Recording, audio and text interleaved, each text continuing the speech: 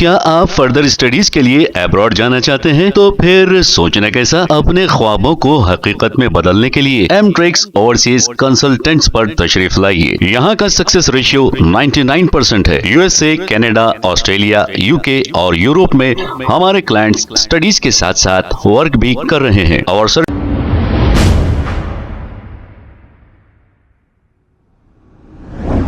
अस्सलाम वालेकुम नाजरीन, 7H न्यूज सच को रखे आपके आगे। नाजरीन, पुराने शहर के इलाकों का है ऐसा बुरा हाल, हर जगह कचरे की अंबार देखी जा सकती है। ऐसा मालूम हो रहा है कि इस शहर में जीएचएमसी है ही नहीं। अब ये हल्के बहादुरपुरा का एक मंजर है। अब अवामी नुमाइंदे इलेक्शन के दौरान आपसे वादे करते हैं और फिर आपको जज्बात में लाकर जज्बाती बातें करते हुए आपसे वोट तो हासिल कर लेते हैं, लेकिन जब आपके मसाइल की बात होती है तो ये लापता हो जाते हैं। अब ना ही शहर का कोई डेवलपमेंट किया जाता है और ना ही शहर की सड़कें बनाई जाती है। बस इलेक्शन के दौरान जज्बाती बातें जरूर होती हैं और आप भी जज्बात में आकर वोट जरूर देते हैं। आइए देखते हैं ये रिपोर्ट।